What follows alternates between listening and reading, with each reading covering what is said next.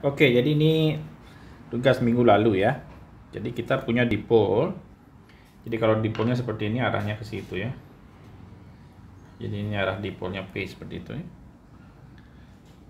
Di mana P itu definisinya adalah Q dikali D ya. Jadi ini ada muatan Q terpisah ya dengan jarak D. Ini adalah D. Jaraknya itu D. Kita akan mencari medan listrik di titik itu ya. Jadi itu tugasnya. Jadi sekarang kita akan bahas ya jawabannya ya. Oke, jadi ini adalah kasus kita ya. Jadi kita memiliki dua buah muatan yang terpisah dengan besaran jaraknya D. Ya. Kita punya jarak di sini sebesar L. Oke. Sehingga kita di sini mencari nanti kita punya medan listrik gambar di situ ya. Kalau positif arahnya ke situ. Oke. Yang ini negatif. Yang kalau negatif ya, kita arahnya adalah ke situ. Nah, jadi kita tulis ini E plus, sini E minus. Ya, tanda plus minusnya itu mencerminkan muatannya ya. Jadi plus itu dari Q plus, minus itu dari Q minus ya. Nah, sedangkan jaraknya kamu bisa lihat di sini kita harus pakai Pitagoras ya. Jadi ini segitiga. Nah, ini ya, segitiga yang itu. Oke. Jadi jarak pokoknya kita tulis E plus itu sama dengan 1/4 pi epsilon 0 Q per jaraknya ya. Jadi jaraknya itu bisa tulis R kuadrat ditambah D per 2 kuadrat. D per 2 kuadrat. Oke.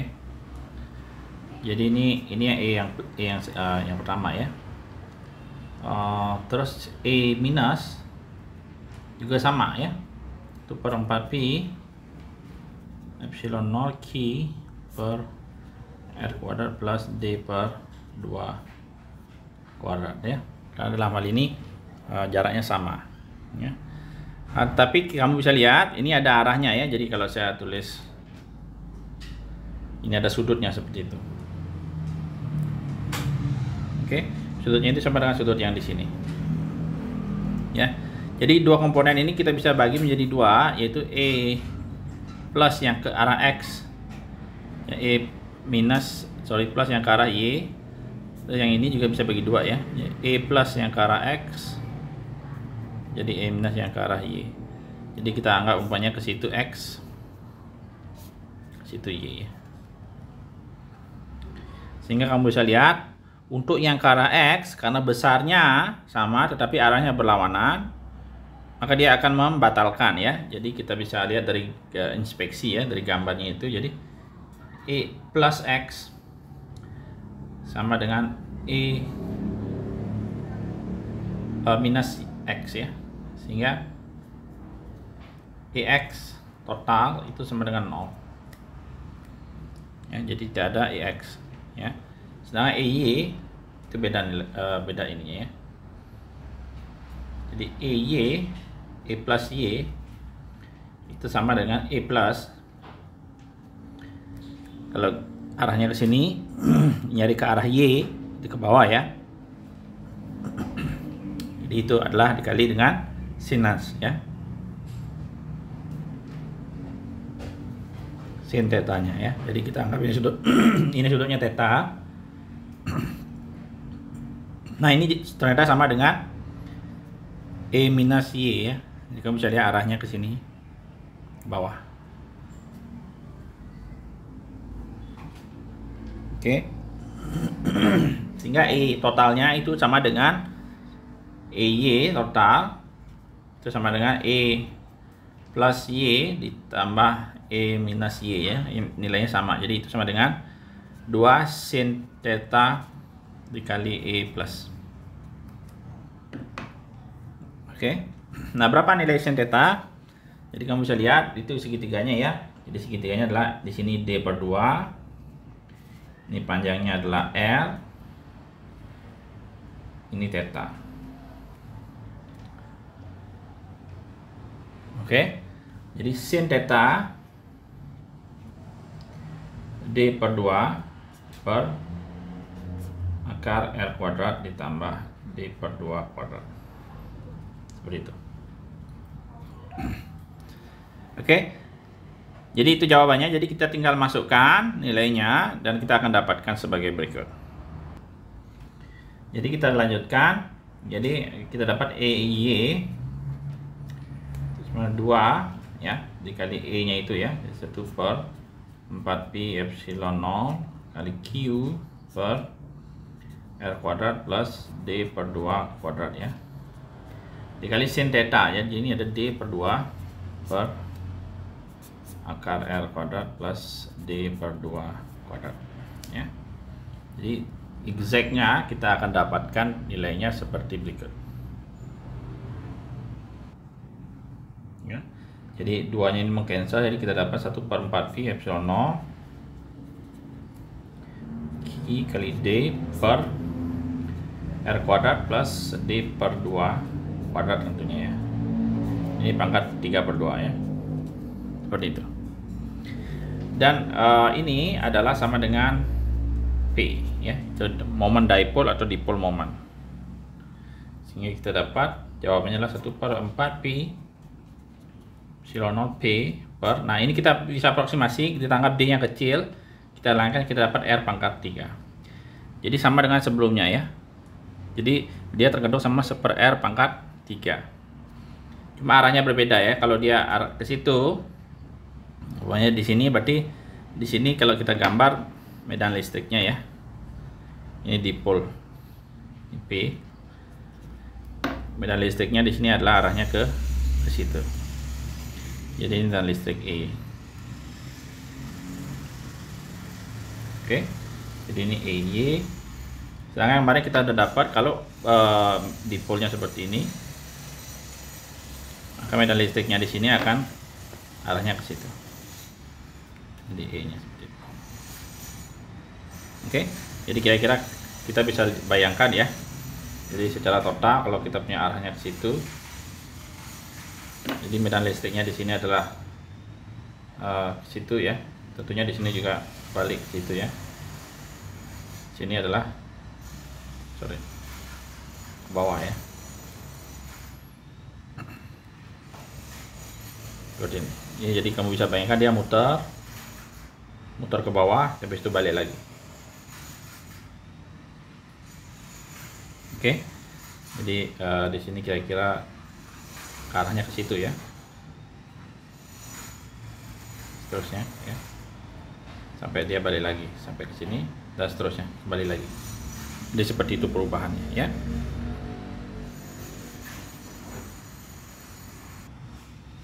Nah, untuk itu materi yang sebelumnya ya. Jadi untuk materi yang kuliah kedua, kita akan mempelajari namanya struktur kristal ya, atau struktur berperiodik ya.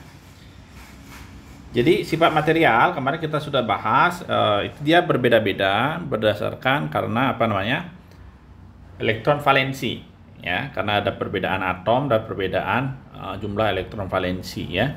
Sehingga kita sudah belajar kenapa material tertentu, umpamanya metal ya, umpamanya tembaga itu sifatnya elastis ya. Tetapi umpamanya kalau kita ambil silikon ya, silikon kristal itu sifatnya fragile namanya ya. Jadi dia itu bisa mudah pecah ya.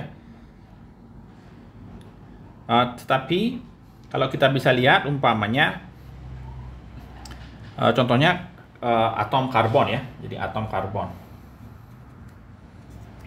Jadi atom karbon itu kan valensinya ada 4 ya. Jadi ini grup 4. Grup 4A ya.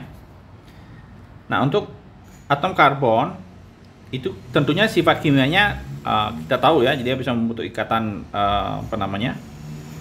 Banyak kita bisa buat dia CO2 ya, CH4 dan seterusnya ya.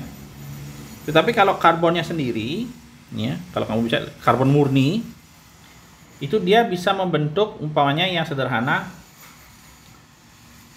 itu dia bisa kita temukan di dalam arang ya. Jadi arang. Oke. Tapi ada juga dia di dalam dia membentuk permata atau diamond. Ya. Jadi arang atau karbon murni itu ya.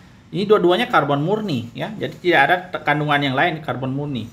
Tetapi kita bisa lihat walaupun dua-duanya karbon, jadi salah satunya adalah material yang sangat mahal ya. Jadi diamond atau permata ya. Itu batu mulia ya. Banyak juga dipakai di industri ya. Industri semiconductor ya. Tapi arang ini hampir tidak ada nilainya. Ya. Jadi kenapa seperti ini? Karena dua material ini memiliki struktur kristal yang berbeda. Ya. Nah, terus saya tambahin ada juga yang dua dimensi namanya graphite. Graphite ya. Oke.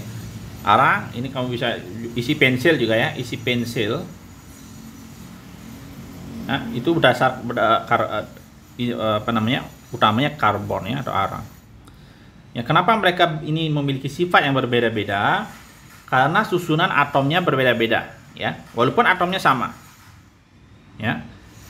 Sehingga struktur atom itu juga sangat mempengaruhi sifat dari material tersebut. Oke. Nah, jadi struktur atom secara umum di alam itu kita bisa bagi menjadi tiga. Ya, yang pertama namanya amorphous. Amorphous ini adalah struktur yang paling banyak kita temukan di alam. Ya, jadi ini susunan atomnya tidak beraturan ya. Jadi ini contohnya arang, ya, arang atau isi pensil kita ya. Jadi dia susunan atomnya sembarangan, tidak beraturan, ya. Jadi dia membentuk ikatan juga, cuma banyak juga ikatannya yang lepas atau tidak membentuk ikatan, tidak sempurna ikatannya ya. Ada juga yang namanya polikristal. Jadi kalau saya tulis bahasa Indonesia saja kristal seperti ini ya tulisannya ya. Terus ada juga yang monokristal atau kristal. Jadi saya tulis monokristal. Oke. Jadi sebelum saya pergi ke polikristal, saya loncat dulu ke monokristal. Jadi ini total berlawanan dengan amorphous. Jadi ini adalah di mana susunan atomnya beraturan. Atau bahasa saintifiknya berperiodik ya. Jadi susunan atomnya itu berperiodik atau beraturan. Oke. Nah, polikristal itu di antara ini ya.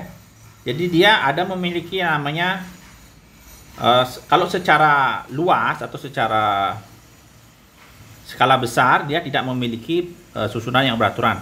Ternyata skala kecil dia memiliki beraturan. Jadi dia memiliki domain-domain ya, namanya memiliki domain-domain atau area-area ya. Domain-domain yang atomnya beraturan. Gitu ya. Tapi satu domain dengan domain yang lain dia tidak beraturan, dia sembarang ya. Jadi kamu bisa lihat contohnya di catatan ya, di lecture yang saya kasih. Jadi seperti ini gambarnya ya. Jadi ini adalah struktur kristal. Jadi kamu bisa kita bayangkan ini dua dimensinya saja ya. Jadi atom-atomnya itu membentuk sistem yang beraturan ya. Jadi umpamanya jaraknya sama dan sama terus berulang ya. Ini namanya monokristal. Ini yang amorphous ya. Amorphous ini sembarang ya, ini banyak ditemukan di alam ya. Sedangkan kalau polikristal ini kita bisa lihat, ini namanya domain, satu domain ya, satu domain di mana di dalam satu domain ini arah dari atomnya sama, susunan atomnya sama. Sedangkan di sini juga sama, tapi di antara satu domain dengan domain yang lain itu arah susunan atomnya tidak sama, berbeda. Ya. Sehingga di perbatasan ini dia membentuk yang namanya cacat atau defect. Ya, seperti itu. Oke. Jadi secara energi ini yang paling gampang dibuat amorphous. Contohnya kalau kita buat silikon ya, silikon kalau kita ambil silikon murni dicairkan gitu ya, habis itu ditunggu membentuk solid ya, dia akan membentuk amorphous. Oke. Sedangkan kalau kita kasih treatment pelan-pelan ya, dia akan membentuk polikristal namanya. Jadi satu sisi akan membentuk kristal yang kalau kita dinginkan secara pelan-pelan, dia akan beraturan membentuk kristal di satu tempat ya. Di tempat lain akan membentuk suatu kristal juga, tetapi dengan orientasi yang berbeda. Sehingga dia ketemu di suatu perbatasan yang terbentuknya nanti defectnya atau cacat. Karena mereka nggak bisa ketemu ya. Contohnya seperti ini ya. Ya. Jadi contohnya kita memiliki satu box ini ya. Box ini ada material silikon cair ya. Jadi kalau kita ini silikon cair, kalau kita dinginkan pelan-pelan dia akan membentuk polikristal ya. Tapi kalau kita dinginkan secara mendadak, secara cepat ya, atom-atomnya akan tidak ada waktu untuk menyusun diri sendiri ya. Sehingga dia akan membentuk yang namanya amorphous silikon ya. Tapi kalau kita dinginkan pelan-pelan, nanti umpamanya atomnya di daerah sini ya. Di daerah sini umpamanya orientasinya seperti ini. Dia akan mengkristal pelan-pelan ya. Tetapi ada tetangganya umpamanya orientasinya seperti ini. Pelan-pelan seperti itu ya. Sehingga nanti dia kalau ketika ketemu, dia akan menjadi cacat ya. Jadi nggak pas ketemunya di sini. Jadi ada daerah sini, perbatasan sini ya, saya gambar situ. Itu cacat, jadi ikatannya tidak sempurna. Ya. Jadi umpamanya nanti di sini nanti lagi kayak gitu. Lagi seperti ini terbentuk. Dan seterusnya, sehingga di perbatasannya ini ada yang tidak sempurna ya. Jadi ini perbatasannya di sini. Jadi ini namanya polikristal. Jadi secara energi kalau kita pelan-pelan dinginkan ya, dia bisa membentuk polikristal. Oke. Tetapi untuk kasus yang kristal itu yang paling susah dibuat ya. Jadi membutuhkan energi yang paling banyak ya. Jadi kalau kita panaskan umpamanya sebuah amorphous material ya, silikon murni kita panaskan sehingga menjadi cair. Nah, untuk membentuk kristal itu akan membutuhkan suatu benih ya. Jadi kita harus ambil benih dari polikristal ini. Kita ambil daerah yang kecil ini ya. Terus benih ini nanti kita tanamkan di kristal yang cair ini. Bukan kristal yang cair, material yang cair, silikon cair ini. Terus pelan-pelan kita akan tunggu pembentukan kristalnya ya. Jadi yang atom-atom pada silikon yang cair ini akan mengikuti bentuk dari pecahan kristal yang kita, atau benih namanya seed namanya. Jadi ini membutuhkan waktu yang paling lama untuk dibuat atau yang paling mahal ya. Jadi kalau umpamanya kita mau membeli solar panel umpamanya ya, jadi amorphous itu yang paling murah, polikristal yang agak mahal, yang paling mahal adalah yang monokristal. Jadi itu yang paling banyak dipakai umpamanya di luar angkasa ya, di apa namanya, di satelit gitu ya, yang monokristal ya. Tapi yang kalau paling banyak yang kita pakai di masyarakat umum itu antara amorphous atau polikristal. Oke, jadi itu struktur di alam ya. Jadi ada 3: amorphous, polikristal, dan monokristal. Oke. Nah, yang akan kita pelajari di sini adalah yang monokristal, atau kita akan singkat dia namanya kristal. Oke, karena ini yang akan nanti jadi bahan dasar dari pembuatan semikonduktor ya. Nah, yang kita bahas adalah monokristal. Jadi monokristal itu kata kuncinya adalah dia periodik. Strukturnya ya. Strukturnya berperiodik ya. Jadi umpamanya kita gambar 2 dimensinya dulu ya. 2 dimensinya biar sederhana ya. Jadi contohnya adalah seperti ini. Jadi kalau kita punya atom di situ, dia ada atom di situ lagi, ada tetangganya di situ, tetangganya di sini. Jadi struktur atomnya seperti ini, dua dimensi. Jadi ini anggap ini atomnya ya. Seperti itu.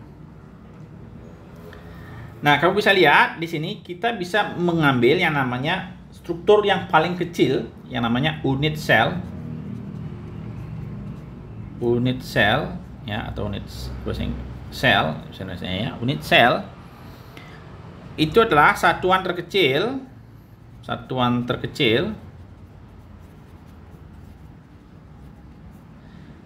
yang bisa menyusun seluruh struktur kristal. Oke, jadi kita harus lihat di sini satuan mana yang terkecil, ya, yang kalau itu kita pakai, kita cukup untuk mereproduksi lagi seluruh struktur kristalnya. Oke, nah sekarang kita ambil contoh ya. Jadi umpamanya strukturnya kita ini bisa nggak kita anggap ini, ya, untuk menghasilkan seluruh struktur kristalnya? Bisa ya, tentunya kalau kita copy sini ditaruh di sebelah kanannya, nanti akan menghasilkan yang sama, di bawahnya juga akan menghasilkan yang sama ya. Jadi kita copy taruh di sini ya, nanti kita akan reproduksi yang sebelah kanan atau sebelah kiri dan seterusnya. Tapi sayangnya ini bukan yang terkecil ya. Jadi unit sel itu yang terkecil. Jadi yang terkecil adalah yang mana? Yang ini. Ini adalah unit sel yang terkecil. Oke, jadi kamu bisa lihat kalau kita copy ini, kita bisa menghasilkan seluruh struktur kristalnya. Ya, jadi kalau saya gambar dua dimensinya, saya perbesar sedikit ya. Di sini ada atom seperti ini, tapi ingat di dalam kristalnya atomnya cuma ada di sini aja. Di sini aja ya. Di sini dan di sini. Oke, yang ini ya. Jadi saya kasih panah di sini. Ya. Jadi di dalam unit sel, ini namanya unit sel. Unit sel. Ini hanya ada berapa atom sekarang ya? Kita lihat ini seperempat atom, ini seperempatnya dalamnya di dalam unit sel. Ini juga ada seperempat, ini juga seperempat ya. Ini juga seperempat. Jadi dalam hal ini ada 4 kali seperempat atom, itu ada 1 atom. Seperti itu. Ya. Jadi itu contoh unit sel ya. Nah, ada nggak yang lain yang kita bisa pakai sebagai unit sel? Ada ya. Contohnya yang mana? Yang ini. Saya ini bisa pakai sebagai unit sel. Ini juga sama. Ya, jadi kalau saya gambar di sini ya. Gambar seperti ini. Ada 1 pool ya di dalamnya. Seperti itu. Berapa atomnya? Ini sama. Ini 1 atom juga. Jadi seperti itu. Jadi ini juga unit sel. Oke? Jadi gampang sekali ya, straightforward ya. Nah, cuma sekarang kita pakai umpamanya kita punya sebuah struktur yang berbeda dengan 2 atom umpamanya. Nah, umpamanya sekarang kita punya 2 atom, umpamanya garam ya, garam dapur. Ini Na, umpamanya ini Na, sodium. Ini Cl. Dan seterusnya ya. Nah, pertanyaannya sekarang yang mana yang namanya unit sel? Ya, coba kita lihat yang kecil yang tadi ya di sini. Kira-kira seperti itu. Ya. Jadi kalau saya gambar di sini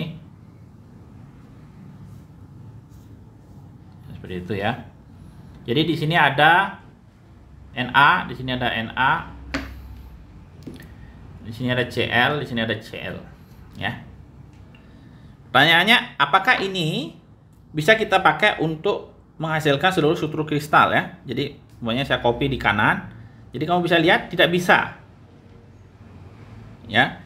Jadi kalau saya copy di sini ya, yang di pojok di sini ada Na, sedangkan yang di pojok sini ada Cl. Ya. Sama juga kalau kayak copy di bawahnya ya. Di pojok atas ini ada Cl, sedangkan di pojok bawah ini ada Na. Oke, sehingga ini bukan unit sel. Oke, nah kalau yang paling kecil itu tidak bisa, apa yang kita lakukan? Kita perbesar lagi unit selnya. Kita perbesar seperti ini,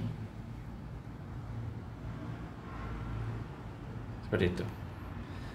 Ya, sekarang kamu lihat apakah yang besar ini bisa kita pakai sebagai unit sel? Bisa ya.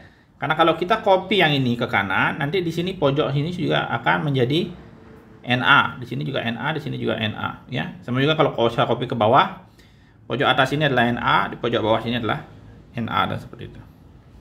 Ya, jadi unit sel kita, kalau saya gambar lagi ya, itu. Jadi di pojok ini ada Na, di sini ada Na juga, di sini ada Na, di sini ada Na. Di sini ada Na full. Di sini ada Cl seperti ini. Sini ada Cl-nya. Sini ada Cl. Sini ada Cl. Jadi ini unit selnya kita. Jadi ini unit sel. Oke. Jadi agak berbeda sedikit sama yang tadi. Ini lebih besar ya. Nah, sekarang berapa jumlah atom di dalam satu unit sel kita? Ya, jadi kita bisa hitung. Yang Na ada seperempatnya, ada 4, seperempat kali 4 ya, yang Na ini ya, ditambah 1 seperti itu. Jadi ini sama dengan 2 ada Na nya. Sedangkan Cl itu ada berapa? Setengah kali 4 ya, sama 2 juga. Jadi total di dalam satu unit sel, kalau strukturnya seperti ini, ada 4 atom. Oke, jadi itu ya. Jadi agak sedikit berbeda dengan yang sederhana tadi ya. Oke, nah selain jumlah atom di dalam satu unit sel, ada satu faktor lagi yang bisa kita hitung di dalam sebuah struktur berperiode ini ya. Kalau kita anggap 2 dimensi dulu, kalau nanti 3 dimensi kita konsepnya sama ya. Kita tinggal, kalau kita cari di sini luas, nanti di 3 dimensi kita pakai volume ya. Jadi ada faktor yang penting namanya faktor isi. Faktor isi, bahasa Inggrisnya fill factor ya.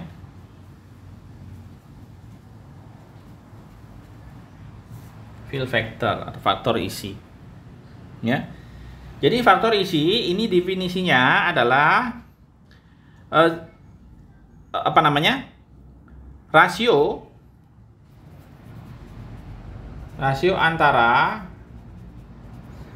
kalau dalam hal ini 2 dimensi ya. Kalau di 2 dimensi itu luas atom maksimum ya, maksimum dengan luas unit sel. Oke. Jadi kalau di 2 dimensi itu definisinya adalah rasio antara luas atom dengan luas unit sel. Tentunya kalau di 3 dimensi definisinya adalah rasio antara volume maksimum dari atom dengan volume unit sel. Oke. Nah, kita akan lanjutkan sekarang dengan konsep yang namanya faktor isi. Kita pakai contoh yang tadi ya.